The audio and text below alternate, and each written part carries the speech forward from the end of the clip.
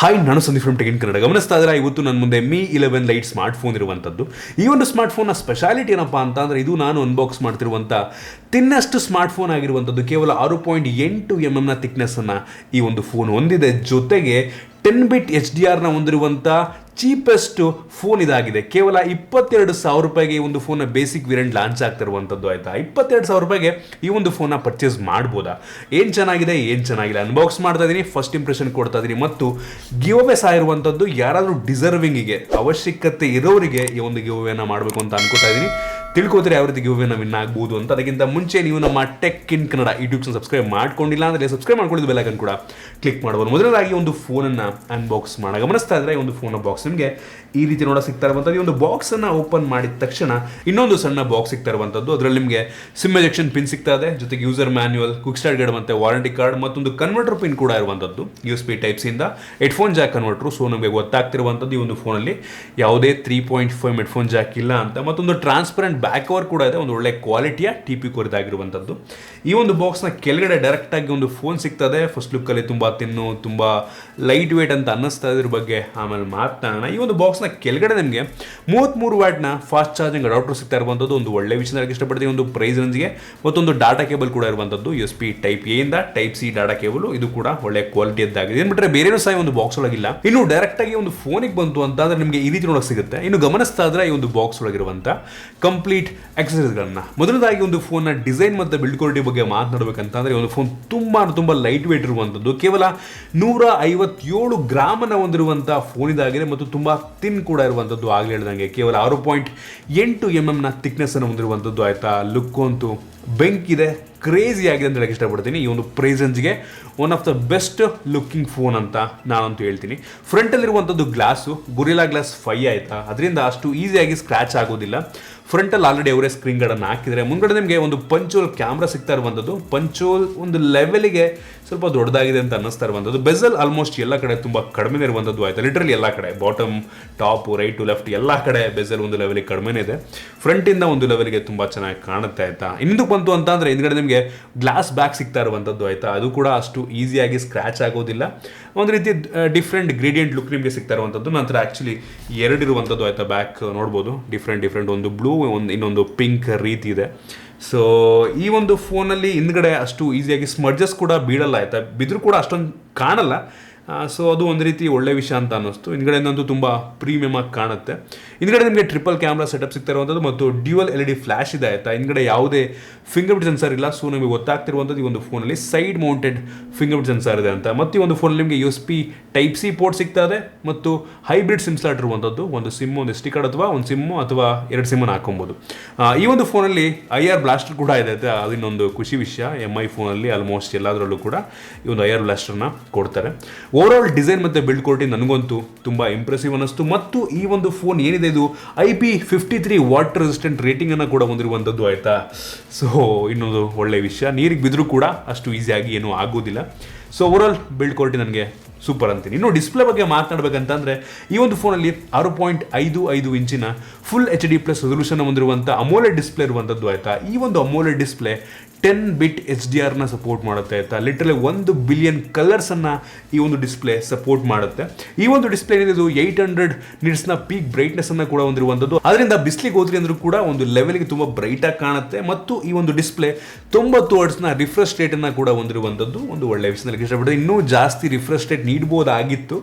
But ಈ ಒಂದು price ರೇಂಜ್ಗೆ ಮತ್ತು 10 ಬಿಟ್ HDR ಡಿಸ್ಪ್ಲೇ ಆಗಿರೋದ್ರಿಂದ ಓಕೆ ಅಂತೀನಿ. ಆಯಿತಾ, 90 ಹರ್ಟ್ಸ್ ಕೂಡ ಪರವಾಗಿಲ್ಲ. ಈ ಒಂದು ಪ್ರೈಸ್ ರೇಂಜಿಗೆ ಸೂಪರ್ ಡಿಸ್ಪ್ಲೇ, ಕ್ಲಾರಿಟಿ ಅಲ್ಟಿ ಆಗಿರುವಂಥದ್ದು, ವ್ಯೂಯಿಂಗ್ ಆ್ಯಂಗಲ್ಸ್ ತುಂಬ ಚೆನ್ನಾಗಿದೆ. ಸೊ ಡಿಸ್ಪ್ಲೇ ತಲೆ ಕೆಡಿಸ್ಕೊಬಿಡಿ, one of the best display ಈ ಒಂದು ಪ್ರೈಸ್ ರೇಂಜಿಗೆ ಅಂತ ಹೇಳೋದಕ್ಕೆ ಇಷ್ಟಪಡ್ತೀನಿ. ಇನ್ನು ವೇರಿಯಂಟ್ಗಳ ಬಗ್ಗೆ ಮಾತನಾಡಬೇಕಂತಂದರೆ, ಸದ್ಯಕ್ಕೆ ಒಂದು ಫೋನ್ 2 ವೇರಿಯಂಟಲ್ಲಿ ಲಾಂಚ್ ಆಗ್ತಿರುವಂಥದ್ದು. ಒಂದು 6GB ರ್ಯಾಮ್ ಮತ್ತು 128GB ಸ್ಟೋರೇಜು, ಮತ್ತು ಇನ್ನೊಂದು 8GB ರ್ಯಾಮ್ ಮತ್ತು 128GB ಸ್ಟೋರೇಜ್. ಇದರಲ್ಲಿರುವಂಥ ರ್ಯಾಮ್ ಬಂದುಬಿಟ್ಟು LPDDR4X ರ್ಯಾಮ್, ಆದರೆ ಸ್ಟೋರೇಜ್ ಬಂದುಬಿಟ್ಟು UFS 2.2 ಸ್ಟೋರೇಜ್. ಆಯಿತಾ, ತುಂಬ ಫಾಸ್ಟಾಗಿ ರೀಡು ರೈಟ್ ಆಗುತ್ತೆ, ಅಪ್ಲಿಕೇಶನ್ ಇನ್ಸ್ಟಾಲ್ ಆಗುತ್ತೆ, ಲೋಡ್ ಆಗುತ್ತೆ, ಸೊ ತುಂಬ ಸ್ಮೂತ್ ಫೀಲನ್ನು ಈ ಒಂದು ಸ್ಟೋರೇಜ್ ಕೊಡೋದನ್ನೆಲ್ಲ ಇಷ್ಟಪಡ್ತೀನಿ. ಒಂದು ಒಳ್ಳೆ ವಿಷಯ UFS 2.2 ನೀಡಿರುವಂಥದ್ದು.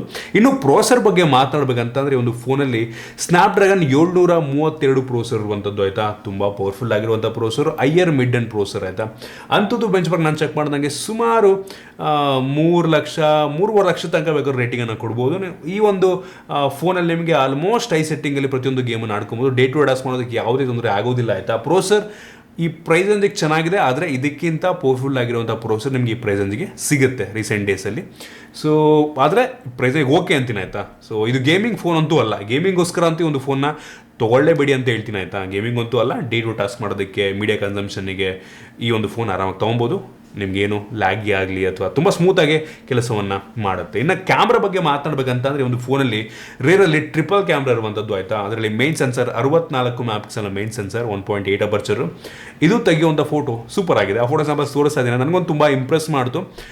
Day light low light ಎಲ್ಲ ಕೂಡ ತುಂಬ ಚೆನ್ನಾಗಿ ತೆಗೆಯುತ್ತೆ. ಕಲರ್ಸ್ ಒಂದು ಸ್ವಲ್ಪ ಎದ್ದದ್ದು ತೋರಿಸುತ್ತಾ ಆಯಿತಾ, ಓವರ್ ಸ್ಯಾಚುರೇಟ್ ಅಂತ ಅನಿಸುತ್ತೆ, ಬಟ್ ನನಗೆ ಅದೇ ಇಷ್ಟ ಆಯಿತು ಒಂದು ಲೆವೆಲ್ಗೆ. ಸೊ ಸ್ಯಾಂಪಲ್ಸ್ ನೋಡಿ ನೀವೇ ಜಡ್ಜ್ ಮಾಡ್ಬೋದು. ಇದನ್ನು ಬಿಟ್ಟರೆ ಇನ್ನೊಂದು 8 ಮೆಗಾಪಿಕ್ಸೆಲ್ ಒಂದು ಅಲ್ಟ್ರಾ ವೈಡ್ ಆಂಗಲ್ ಲೆನ್ಸ್ ಇರುವಂಥ ತುಂಬ ವೈಡ್ ಆಗಿದೆ, ಕ್ಲಾರಿಟಿ ಕೂಡ ತುಂಬ ಚೆನ್ನಾಗಿದೆ ಅಂತ ಅನ್ನಿಸ್ತು. ಇದು ಕೂಡ ಇಷ್ಟ ಆಯ್ತು ನನಗೆ. ಮತ್ತು ಇನ್ನೊಂದು 5 ಮೆಗಾಪಿಕ್ಸೆಲ್ ಎಂದು ಮ್ಯಾಕ್ರೋ ಲೆನ್ಸ್ ಇರುವಂಥದ್ದು ಆಯಿತಾ. ಸೊ ಇದು ಒಂದು ಲೆವೆಲಿಗೆ ಮ್ಯಾಕ್ರೋ ಶಾಟ್ಸನ್ನು ನೀಡುತ್ತೆ. ಇನ್ನು ಫ್ರಂಟ್ ಕ್ಯಾಮ್ರಾಗೆ ಬಂತು ಅಂತ ಅಂದರೆ ಈ ಒಂದು ಫೋನಲ್ಲಿ 16 ಮೆಗಾಪಿಕ್ಸೆಲ್ನ ಫ್ರಂಟ್ ಕ್ಯಾಮ್ರಾ ಇರುವಂಥದ್ದು, ಇದು ಕೂಡ ಚೆನ್ನಾಗಿದೆ ಅಂತ ಅನ್ನಿಸ್ತು. ಒಂದು ಪ್ರೈಸ್ ರೇಂಜಿಗೆ ನನಗೆ ಫ್ರಂಟ್ ಕ್ಯಾಮ್ರಾ ಕೂಡ ಒಂದು ಲೆವೆಲ್ಗೆ ಇಷ್ಟ ಆಯಿತು. ಮತ್ತು ವಿಡಿಯೋಗ್ರಫಿಗೆ ಬಂತು ಅಂತಂದರೆ ಈ ಒಂದು phone rear camera 4K video record ಮಾಡಿದ್ರೆ, front camera full HD video record ಮಾಡುತ್ತಾ ಇದೆ. ಇದರ ಕ್ವಾಲಿಟಿ ಕೂಡ ನನಗೆ ಒಂದು ಲೆವೆಲ್ಗೆ ಇಷ್ಟ ಆಯಿತು. ಸೊ ಓವರಾಲ್ ಹೇಳ್ಬೇಕಂತ ಅಂದರೆ ಈ ಒಂದು ಪ್ರೈಸ್ ರೇಂಜಿಗೆ ಒಂದು ಒಳ್ಳೆಯ ಕ್ಯಾಮ್ರಾವನ್ನೇ ಒಂದು ಫೋನ್ ಹೊಂದಿದೆ ಅಂತ ನಾನು ಹೇಳೋದಕ್ಕೆ ಇಷ್ಟಪಡ್ತೀನಿ. ಫ್ರಂಟು ಮತ್ತು ಎರಡು ಕೂಡ ನನಗೆ ಇಂಪ್ರೆಸಿವ್ ಅಂತ ಅನ್ನಿಸ್ತು. ಈ ಪ್ರೈಸ್ ರೇಂಜಿಗೆ ಚೆನ್ನಾಗಿದೆ, ತಕ್ಕಂಗಿದೆ, ಬೆಲೆಗೆ ತಕ್ಕಂಗಿರುವಂಥದ್ದು. ಇನ್ನು ಸೆಕ್ಯೂರಿಟಿ ಬಗ್ಗೆ ಮಾತನಾಡಬೇಕಂತಂದರೆ ಒಂದು ಫೋನಲ್ಲಿ side mounted finger print sensor ಕೂಡ ಇರುವಂಥದ್ದು ಆಯಿತಾ. ಸೊ ತುಂಬ ಫಾಸ್ಟ್ ಆಗೇ ಈ ಒಂದು ಸೈಡ್ ಮೌಂಟೆಡ್ ಸೆನ್ಸರು ಕೆಲಸವನ್ನು ಮಾಡುತ್ತೆ. ಮತ್ತು ಫೇಸ್ ಅನ್ಲಾಕ್ ಕೂಡ ಇದು ಕೂಡ ತುಂಬ ಫಾಸ್ಟ್ ಆಗಿರುವಂಥದ್ದು, ಗಮನಿಸ್ತಾ ಇದ್ದೀರಾ. ಕ್ಲಿಕ್ ಮಾಡಿದ ತಕ್ಷಣ ಪಟ್ ಅಂತ ಓಪನ್ ಆಗಿಬಿಡುತ್ತೆ. ಇನ್ನು ಬ್ಯಾಟ್ರಿ ಬಗ್ಗೆ ಮಾತಾಡಬೇಕಂತಂದರೆ ಒಂದು ಫೋನಲ್ಲಿ 4250 mAh ಕೆಪಾಸಿಟಿ ಬ್ಯಾಟ್ರಿ ಇರುವಂಥದ್ದು ಆಯಿತಾ. ಈ ಒಂದು ಫೋನ್ ಇಷ್ಟೊಂದು ತಿನ್ನಾಗಿದ್ರೂ ಕೂಡ, ತುಂಬ ಲೈಟ್ ವೇಟ್ ಇದ್ರೂ ಕೂಡ ಇಷ್ಟು ಬ್ಯಾಟ್ರಿಯನ್ನು ನೀಡಿರುವಂಥದ್ದು ಒಂದು ಲೆವೆಲಿಗೆ ದೊಡ್ಡ ವಿಷಯ ಅಂತ ಹೇಳಕ್ಕೆ ಇಷ್ಟಪಡ್ತೀನಿ ಆಯಿತಾ. ಸೊ 4250 ಅಂದರೆ ಸ್ವಲ್ಪ ಕಡಿಮೆನೇ, ಬಟ್ ಈ ಒಂದು ಲುಕ್ಕಿಗೋಸ್ಕರ ಅದನ್ನು ಸ್ವಲ್ಪ ಕಾಂಪ್ರಮೈಸ್ ಮಾಡ್ಕೊಳ್ಳೇಬೇಕು ನಾವು. 4200 ಅಂತಂದರೆ ಅಷ್ಟೊಂದು ಕಡಿಮೆನೂ ಅಲ್ಲ. ಜೊತೆಗೆ ಒಂದು ಬಾಕ್ಸಲ್ಲಿ ನಿಮಗೆ 33 ವ್ಯಾಟ್ನ ಫಾಸ್ಟ್ ಚಾರ್ಜಿಂಗ್ ಅಡಾಪ್ಟರ್ನ ಕೂಡ ಕೊಟ್ಟಿದ್ದಾರೆ. ಒಂದು ಒಳ್ಳೆಯ ವಿಷಯದಲ್ಲಿ ಇಷ್ಟಪಡ್ತೀನಿ. ಸೊ ಆರಾಮಾಗಿ ಒಂದು ದಿನ ಮಾಡ್ರೇಟ್ ಯೂಸಿಗೆ ಬ್ಯಾಕಪ್ ಬರುತ್ತೆ ಅಂತ ನನಗೆ ಅನ್ಸುತ್ತೆ. ಇನ್ನು ಸ್ಪೀಕರ್ ಬಗ್ಗೆ ಮಾತನಾಡಬೇಕಂತಂದರೆ ಒಂದು ಫೋನಲ್ಲಿ ಸ್ಟೀರಿಯೋ ಸ್ಪೀಕರ್ ಇರುವಂಥದ್ದು, ಬಾಟಮ್ ಫೈರಿಂಗ್ ಒಂದು ಮತ್ತು ಇಯರ್ ಪೀಸಲ್ಲಿ ಒಂದು, ಅದು ಸ್ಟೀರಿಯೋ ರೀತಿ ಕೆಲಸವನ್ನು ಮಾಡುತ್ತೆ. ಸ್ಪೀಕರ್ನ ಕ್ಲಾರಿಟಿ ತುಂಬ ಚೆನ್ನಾಗಿದೆ, ಒಂದು ಲೆವೆಲ್ಗೆ ಜೋರ ಕೂಡ ಕೇಳುತ್ತೆ. ಸ್ಪೀಕರ್ ಒಂದು ಲೆವೆಲ್ಗೆ ಓಕೆ ಅನ್ನಿಸ್ತು ನನಗೆ. ಇನ್ನು OS ಬಗ್ಗೆ ಮಾತನಾಡಬೇಕಂತಂದರೆ ಒಂದು ಫೋನಲ್ಲಿ Android 11ನ ಬೇಸ್ ರನ್ ಆಗ್ತಿರುವಂಥ MIUI 12 ಇರುವಂಥದ್ದು. ಇದು ನನಗೆ ಅಷ್ಟೊಂದು ಇಷ್ಟ ಆಗಿಲ್ಲ. ನಿಮ್ಮಲ್ಲಿ ಕೆಲವು ಜನಕ್ಕೆ ಇಷ್ಟ ಆಗ್ಬೋದೇನೋ. ಸ್ಮೂತಾಗಂತೂ ಕೆಲಸವನ್ನು ಮಾಡುತ್ತೆ, ಲ್ಯಾಗಿ ಅಂತ ಅನಿಸಲ್ಲ. ಕೆಲವೊಂದು ಬೇಡದಿರೋಂಥ ಅಪ್ಲಿಕೇಶನ್ ಇದೆ. ಸೊ ನನಗಂತೂ ಸ್ಟಾಕ್ ಆ್ಯಂಡ್ರಾಯ್ಡ್ ನೀಡಿದರೆ ತುಂಬ ಖುಷಿ ಆಗುತ್ತೆ. ಸೊ ನಿಮ್ಮಲ್ಲಿ ಇಷ್ಟ ಆಗ್ಬೋದು ಕೆಲವರಿಗೆ. ಇದನ್ನು ಬಿಟ್ಟರೆ ಈ ಒಂದು ಫೋನಲ್ಲಿ ಪ್ರತಿಯೊಂದು ಸೆನ್ಸರ್ ಕೂಡ ಇರುವಂಥದ್ದು, ಜೊತೆಗೆ IR ಬ್ಲಾಸ್ಟ್ ಕೂಡ ಕೊಟ್ಟಿದ್ದಾರೆ, ಇನ್ನೊಂದು ಒಳ್ಳೆಯ ವಿಷಯ. ಮತ್ತು ಆಗಲೇ ಹೇಳಿದಂಗೆ ಇದು IP ರೇಟಿಂಗನ್ನು ಕೂಡ ಹೊಂದಿದೆ. ಸೊ ಸೂಪರ್ ವಿಷಯದಲ್ಲಿ ಇಷ್ಟಪಡ್ತೀನಿ.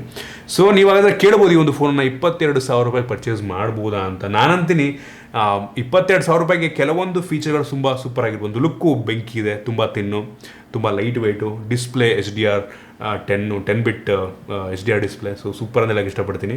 ಮತ್ತು ಈ ಒಂದು ಫೋನ್ ಇರುವಂಥ ಪ್ರೋಸೆಸರ್ ಚೆನ್ನಾಗಿದೆ, ಅದ್ರ ಇದಕ್ಕಿಂತ ಪವರ್ಫುಲ್ ಆಗಿರುವಂಥ ಪ್ರೋಸೆಸರ್ ಸಿಗುತ್ತೆ ನಿಮಗೆ. ಗೇಮಿಂಗ್ ಪ್ರೋಸೆಸರ್ ಅಂತೂ ಅಲ್ಲ, ಇಯರ್ ಮಿಡ್ ಅಂಡ್ ಪ್ರೋಸೆಸರು. ಸೊ ನಿಮಗೆ ಗೇಮಿಂಗ್ ಬೇಕು ಅಂತಂದರೆ ಬೇರೆ ಫೋನ್ಗಳು ಸಿಗ್ತಾವೆ, ಒಂದು ಬೇಕಾದ್ರೆ ತೊಗೊಬೋದು ನೀವು. ಮತ್ತು ಈ ಒಂದು ಫೋನ್ ಇರುವಂಥ ಕ್ಯಾಮ್ರಾ ತುಂಬ ಚೆನ್ನಾಗಿದೆ, ಸೆಕ್ಯೂರಿಟಿ ತುಂಬ ಚೆನ್ನಾಗಿರುವಂಥದ್ದು, ಬ್ಯಾಟ್ರಿ ಒಂದು ಲೆವೆಲಿಗೆ ಓಕೆ, ಮತ್ತು ಫಾಸ್ಟ್ ಚಾರ್ಜರ್ ಕೊಟ್ಟಿದ್ದಾರೆ. ಸೊ ಒಂದು ಆಪ್ಷನ್ ಆಗಿ ನೀವು ಈ ಒಂದು ಫೋನ್ ಇಟ್ಕೊಬೋದು 22,000 ರೂಪಾಯಿಗೆ. ಮೀಡಿಯಾ ಕನ್ಸಂಪ್ಷನಿಗಂತೂ ಸೂಪರ್ ಆಗಿದೆ. ಮತ್ತು 90 Hz ಡಿಸ್ಪ್ಲೇ ಕೂಡ ಒಂದು ಲೆವೆಲ್ಗೆ ಓಕೆ ಅನ್ನಿಸ್ತು ನನಗೆ. ಸೊ ಒಂದು ಆಪ್ಷನ್ ಆಗಿ ಇಟ್ಕೊಳ್ಳಿ, ಬಟ್ ನಿಮ್ಮ ಪ್ರಿಫರೆನ್ಸ್ ಮೇಲೆ ಈ ಒಂದು ಫೋನ ಚೂಸ್ ಮಾಡ್ಬೋದು ನೀವು, ನನಗೆ ಅನ್ನಿಸ್ತಂಗೆ. ಇನ್ನು ಗಿವೋ ಬಗ್ಗೆ ಮಾತನಾಡಬೇಕಂತಂದರೆ ನಾನು ಯಾರಾದರೂ ಅವಶ್ಯಕತೆ ಇರೋರಿಗೆ ಆಯಿತಾ ಕೊಡೋಣ ಅಂತ ಅನ್ಕೋತಿದ್ದೀನಿ. ಇದಕ್ಕಿಂತ ಮುಂಚೆ ತುಂಬ ಸಲ ಯಾರಿಗೋ ಕೊಟ್ಟಿದ್ದೀನಿ ಆಯಿತಾ. ಬಟ್ ಈ ಸಲ ನಾನು ಅವಶ್ಯಕತೆ ಇರೋರಿಗೆ ಆ ಒಂದು ಫೋನ್ ಸಿಗಲಿ ಅಂತೇಳಿ ಅಂದ್ಕೊಂಡು ಯಾರನ್ನೊಬ್ಬರನ್ನ ಚೂಸ್ ಮಾಡ್ತೀನಿ, ಅಥವಾ ಯಾವುದಾದ್ರೂ ಒಂದು ಆರ್ಗನೈಸೇಷನ್ಗೆ ಇದನ್ನು ಕೊಡಬೇಕು ಅಂತ ಅನ್ಕೋತಾ ಇದ್ದೀನಿ. ಸೊ ನಾನೀ ಒಂದು ಫೋಟೋವನ್ನು ನಾನು ಇನ್ಸ್ಟಾಗ್ರಾಮಲ್ಲಿ ಶೇರ್ ಮಾಡ್ತೀನಿ, ಅಲ್ಲಿ ಹೋಗ್ಬಿಟ್ಟು ನೀವು ಕಾಮೆಂಟ್ ಕೂಡ ಮಾಡ್ಬೋದು. ನೀವು ಒಟ್ಟಿಗೆ ಯಾರೊಬ್ಬ ಸರಿಯಾದ ವ್ಯಕ್ತಿಗೆ ಸೇರಬೇಕಷ್ಟೇ, ಇನ್ನೇನೂ ಇಲ್ಲ. ಸೊ ಇಷ್ಟು ಈ ಒಂದು ವಿಡಿಯೋ. ನಿಮಗೆ ಈ ಒಂದು ವಿಡಿಯೋ ಯೂಸ್ಫುಲ್ ಆಗಿತ್ತು, ಕೆಲವೊಂದು ಹೊಸ ವಿಷಯ ತಿಳ್ಕೊಂಡ್ರಿ ಅಂತ ಅನ್ಬೋದು. ಈ ಒಂದು ಫೋನ್ ಬಗ್ಗೆ ನಿಮ್ಗೆ ಅನಿಸುತ್ತೆ ಇರೋ ಕಾಮೆಂಟ್ ಕೂಡ ತಿಳಿಸ್ಬೋದು. ಇಷ್ಟಾದ ಬಿಟ್ಟು ಲೈಕ್ ಮಾಡಿ, ಶೇರ್ ಮಾಡಿ. ಈ ರೀತಿ ನಮ್ಮ ಬೇರೆ ಬೇರೆ ವಿಡಿಯೋ ನಮ್ಮ tech in Kannada YouTube subscribe ಮಾಡ್ಕೊಂಡಿಲ್ಲ ಅಂದರೆ ಸಬ್ಸ್ಕ್ರೈಬ್ ಮಾಡ್ಕೊಂಡಿದ್ದು ಬೆಲ್ ಐಕನ್ ಕೂಡ ಕ್ಲಿಕ್ ಮಾಡ್ಬೋದು. ಸಿಗೋಣ.